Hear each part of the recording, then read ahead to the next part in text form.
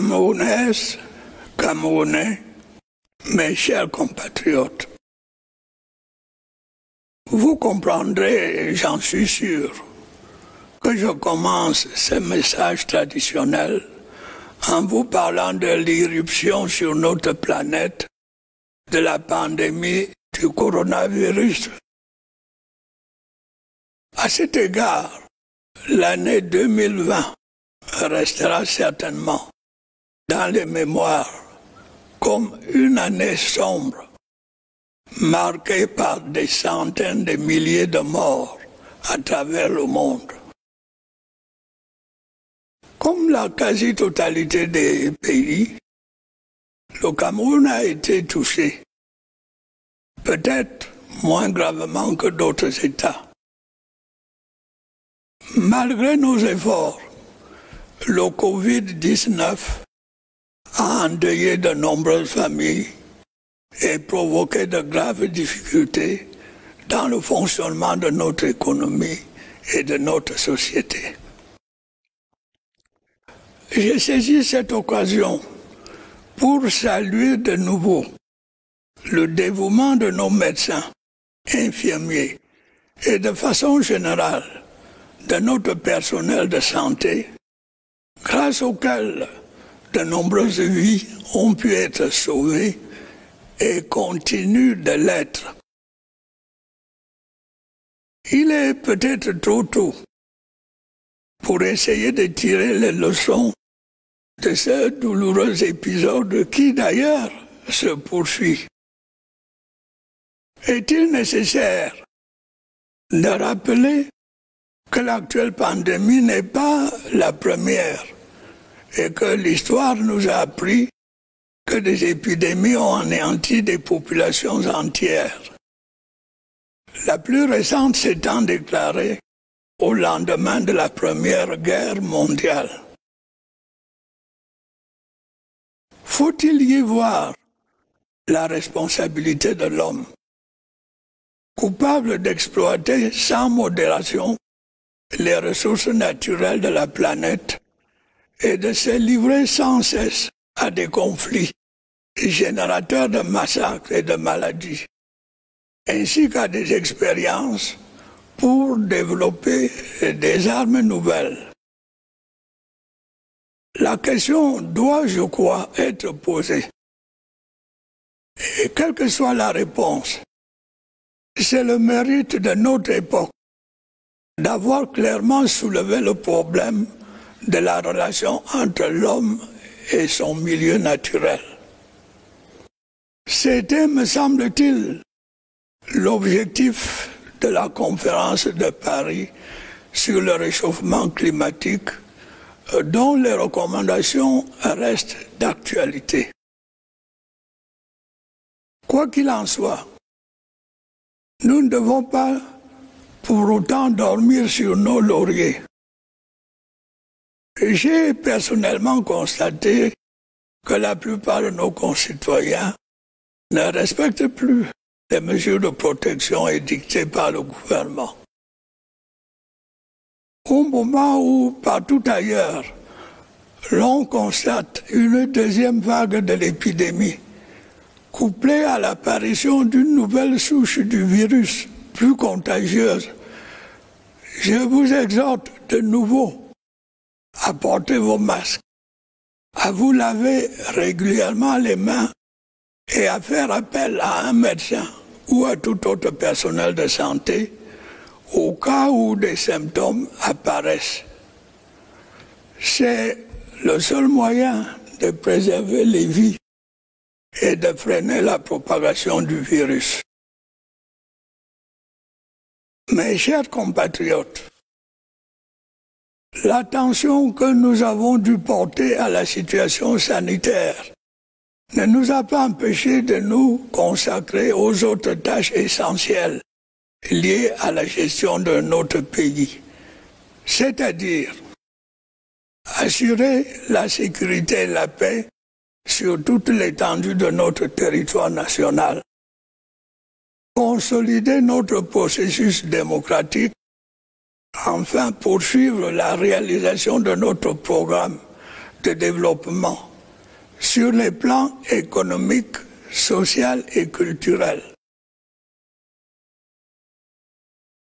Depuis quelques années, notre pays fait face à des menaces venant de l'extérieur, notamment à notre frontière orientale et dans la partie septentrionale de notre territoire. Dans le premier cas, il s'agit de bandits de grand chemin, attirés par des proies faciles que constituent les paisibles éleveurs et leurs troupeaux. Dans le second, ce sont désormais des raids isolés de Boko Haram ou des tentatives d'attentats suicides confiées à des adolescents. La vigilance et l'action efficace de nos forces de défense et de sécurité ont fait diminuer sensiblement les actes de ces criminels. La situation est différente dans nos régions du nord-ouest et du sud-ouest, où des groupes armés entretiennent un climat de terreur et d'insécurité. C'est ainsi que, périodiquement, ils attaquent des communautés isolées et également des établissements d'enseignement pour dissuader les parents d'y envoyer leurs enfants. La liste est déjà longue des exactions et des crimes qu'ils ont commis. L'un des plus odieux est celui qui a eu lieu récemment à Kumba et qui s'est soldé par la mort de 7 écoliers et des blessures infligées à plusieurs autres. Ce crime qui choque la conscience humaine ne restera pas impuni. Tous les coupables seront recherchés sans relâche et traduits devant la justice. D'ores et déjà, l'opinion publique, et particulièrement celle de nos 2 régions concernées, peut se rendre compte, si ce n'est déjà fait, que ces soi-disant sécessionnistes ne sont en réalité que des assassins, et qui plus est, des assassins d'enfants innocents. C'est peu dire que la tuerie de Kumba a suscité l'indignation générale. C'est le moment pour moi d'en appeler une fois de plus à la responsabilité des pays amis qui hébergent les commanditaires et des organisations qui financent et animent par divers canaux les bandes armées dans les régions du nord-ouest et du sud-ouest. Tous ceux qui, au terme des enquêtes, seront identifiés comme donneurs d'ordre ou complices de ces crimes odieux devront répondre de leurs actes. Autant, notre gouvernement n'a jamais cessé d'apporter la preuve de sa volonté d'ouverture et de dialogue, en libérant par exemple de nombreux ex-sécessionnistes et en facilitant leur réinsertion dans la société. D'autre part, après la tenue du grand dialogue national, il a accéléré la mise en œuvre d'une ambitieuse politique de décentralisation qui comporte notamment, pour nos régions du nord-ouest et du sud-ouest, l'accession à un statut spécial tenant compte de leurs spécificités et de leurs aspirations.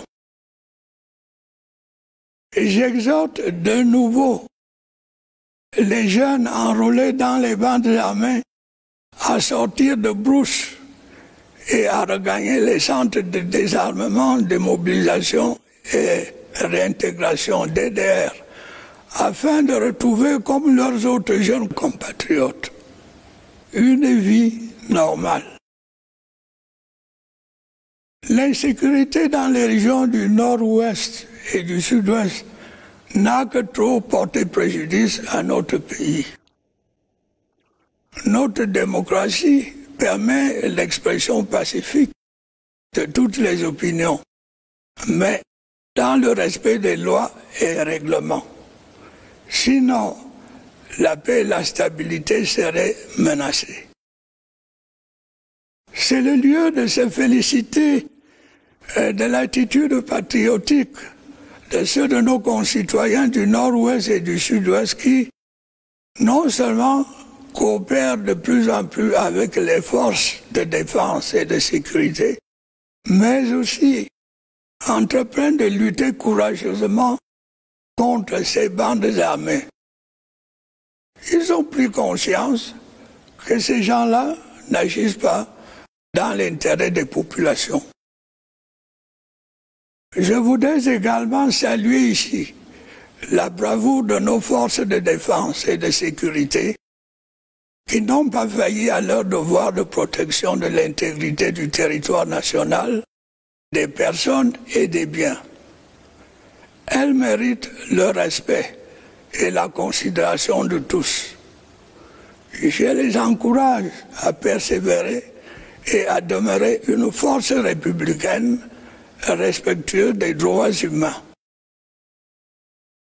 Par ailleurs, l'on doit regretter que quelques-uns de nos compatriotes, regroupés autour d'une personnalité dont les ambitions avaient été déçues lors de la dernière élection présidentielle, aient profité des difficultés sécuritaires et sanitaires pour tenter de susciter une insurrection, faussement appelée marche pacifique. Grâce à la maturité du peuple camerounais, ces marches ont heureusement été peu suivies. Est-il vraiment nécessaire de rappeler qu'en démocratie, l'accès aux responsabilités politiques est assuré par la voie des urnes et non par la rue, par certains médias ou par les réseaux sociaux? C'est précisément le cas au Cameroun, où le processus démocratique se déroule selon les dispositions de notre Constitution et selon les règles fixées par nos lois. La période récente en a donné un bon exemple. En mars 2018, le mandat des sénateurs est renouvelé. En octobre 2018, le chef de l'État est élu avec une très large majorité. En février 2020, des élections législatives ont lieu, assurant au gouvernement une majorité confortable à l'Assemblée nationale. À la même date, les élections municipales mettent fin au système de délégués du gouvernement dans les grandes villes, désormais gérées par des maires élus. En décembre 2020, les élections régionales viennent de compléter les dispositions prévues dans le processus de décentralisation. Ainsi se confirme chaque jour davantage notre volonté politique de mener à bien le projet démocratique répondant aux souhaits véritables du peuple camerounais, projet initié dès mon accession à la magistrature suprême et qui a conduit quelques années plus tard à l'institution du multipartisme. À ceux qui critiquent les imperfections de notre démocratie, je réponds que nous n'avons eu que quelques décennies pour la mettre en place. Les grands pays démocratiques de leur côté n'y sont parvenus qu'au terme plusieurs siècles, marqués par des révolutions, des guerres civiles et même des épisodes de dictature.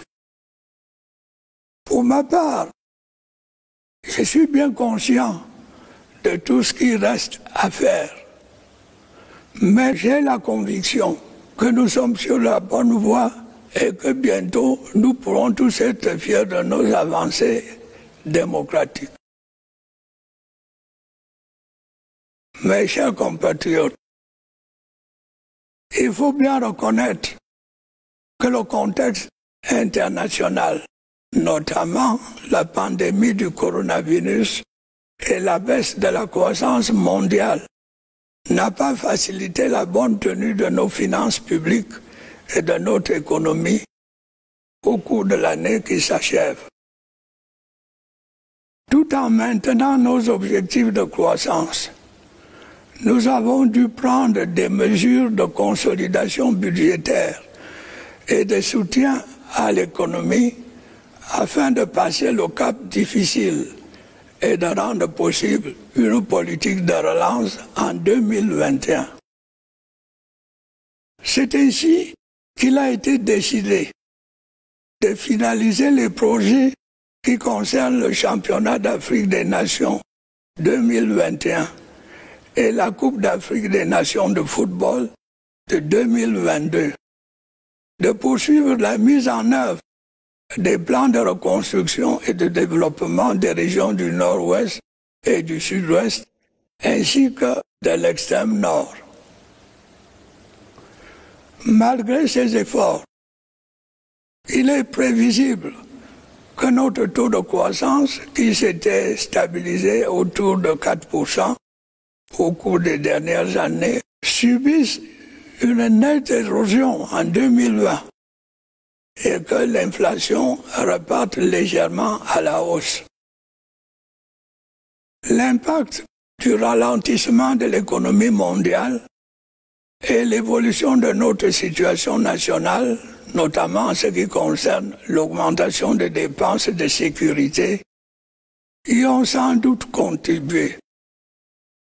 Néanmoins, il apparaît qu'en dépit des difficultés, l'économie camerounaise a conservé une certaine capacité de rebond. Grâce à l'appui de nos partenaires internationaux et dans l'hypothèse d'un recul de la pandémie, il est alors permis de penser qu'une reprise est possible dans les mois à venir. Dans cet esprit, je voudrais maintenant appeler votre attention sur le lancement récent de notre stratégie nationale de développement, SND, qui remplace le document de stratégie pour la croissance et l'emploi, DSCE, arrivé à son terme. La stratégie nationale de développement définit les grands axes de notre planification jusqu'en 2030. Ce document tire les leçons des expériences passées et fixe de nouveaux objectifs pour la décennie à venir, notamment une transformation structurelle de notre économie et un développement inclusif. Il conviendra donc de passer à la vitesse supérieure pour lutter contre la pauvreté, le chômage et la persistance du secteur informel.